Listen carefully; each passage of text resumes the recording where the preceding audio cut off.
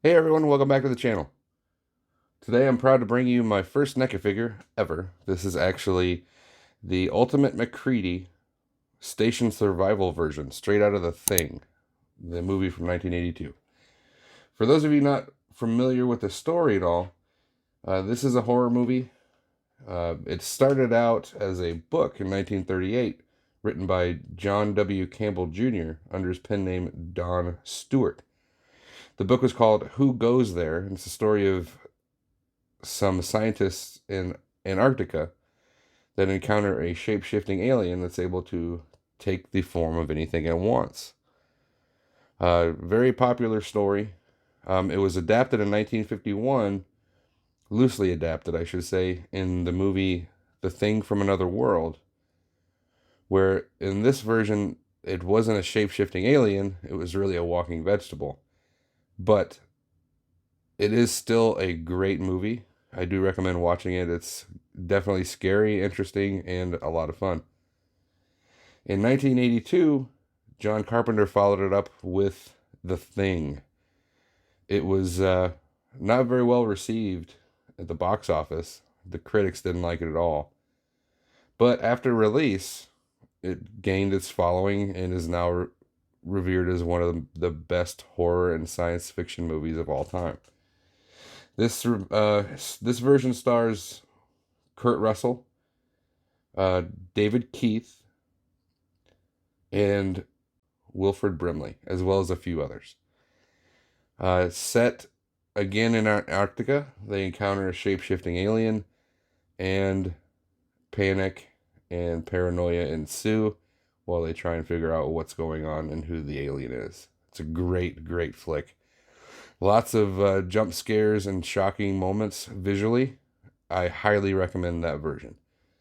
And then in 2011, there was a follow-up, actually prequel, done starring Mary Elizabeth Winstead and Joel Edgerton.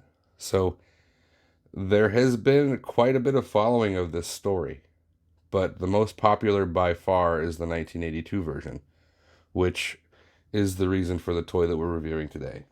So let's take a look at the packaging. We have a very nice picture of Kurt Russell on the front, and there's the dog. If you're familiar with the story, you know exactly what I'm talking about, but I'm not going to spoil it for those that don't. Nice artwork on the side, showing the actual picture of the product.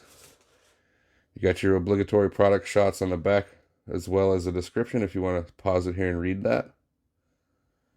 Go ahead. Another shot of the side with a different head sculpt variation. And then on the inside, you've got another product shot and the actual figure. Nicely done packaging. But let's see what he has in store for us.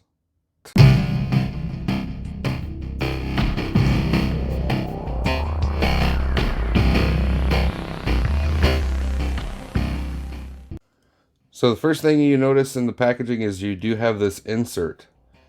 And those familiar with the movie know exactly what scene this is. So here he is with everything that comes in the package. He's got quite a few accessories. He comes with very nicely detailed pickaxe or ice axe, whichever you want to call it. Nicely painted silver, black, brown wooden for the handle. It looks good. I don't remember ever actually seeing him use one in the movie, but I might be wrong. He comes with the revolver from the movie, which is a very nice touch. He also has this nicely done holster, done in brown with silver. It actually is loose, or not just straight stuck on his body. It has some flexibility to it, which is very cool. So nicely painted bullets along the back of the belt. You can bring in your pistol if you want, and it does just simply slide in to the holster very nicely.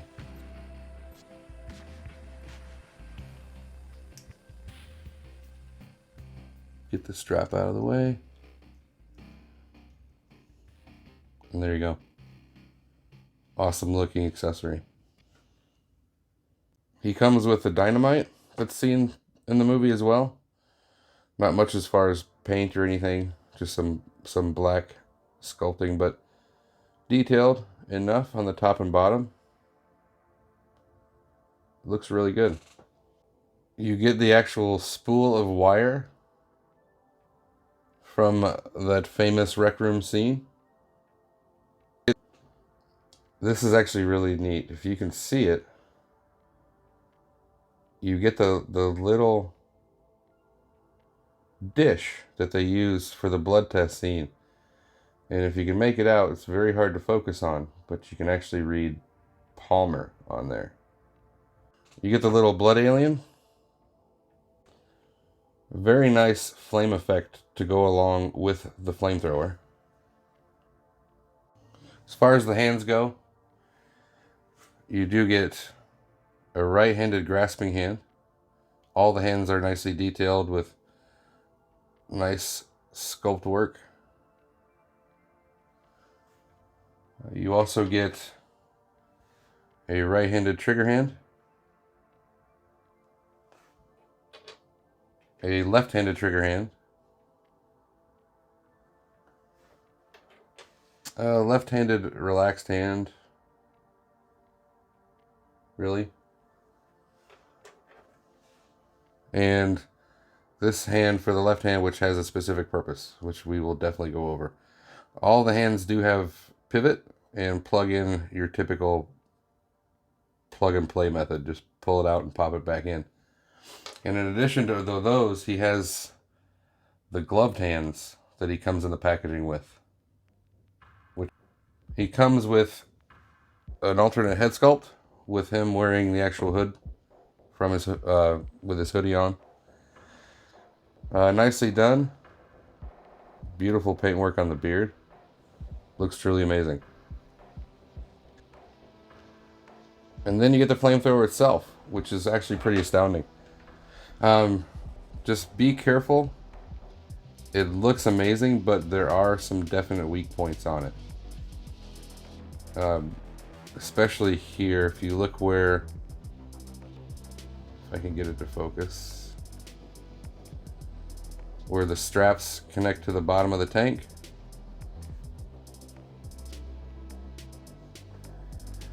Very thin pieces of plastic there.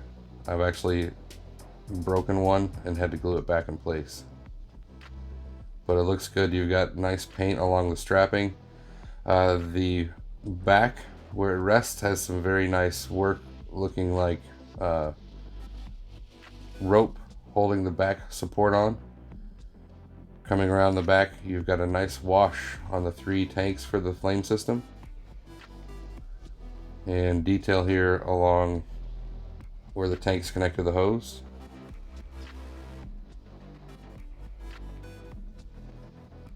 And then you have the actual flamethrower itself, which is nicely done. You've got the trigger mechanism where the hose connects to the unit. In the end, it looks really good. All done in a dirty wash. And with this, you can bring in your flame effect, plug it in, and there you go. Very nicely done. This also sports another weak point right here. You can't tell, well, maybe you can a little bit, but I did have to glue the handle back on, where there's a very small connection right there. So just be careful. And then you have the hose. Nicely done, nicely flexible, and detailed with some sculpt work on it of its own. Everything with this unit is somewhat fragile, but very, very cool nonetheless. So let's move into taking a look at the figure. Very nicely done Kurt Russell head sculpt. It looks really good. I'm going to put a picture of him up right here, see if we can check the resemblance, see how well they got it. But very nicely done. Blue paint for the eyes, brown for the beard. Hair looks amazing. Does have articulation up and down, hindered by the jacket and the actual bulk of the hair itself. You can get attitude. Taking a look at the jacket, it is definitely made out of a supple leather material, so it does have the feel of being legitimately a leather jacket. It does hinder the articulation somewhat, but not much. So his shoulders, for example, can go up to there and all the way around if you want. You can actually hear it rubbing. Sounds like real leather. You got just above 90 degrees rotation on the elbows. You do have a rotation right above the elbow itself. Hands are all able to rotate and pivot. This is the gloved hand, which actually looks really good. I remember having gloves very similar to this back in the 80s. These can be swapped out very simply by just pulling, and it's actually 2 seconds, which is the hand itself and then the cover that goes up the sleeve, which you can pull off, and that reveals the arm cuff on the jacket. We'll just bring in a left hand and plug it in, and it's that simple. Same can be done on the other side.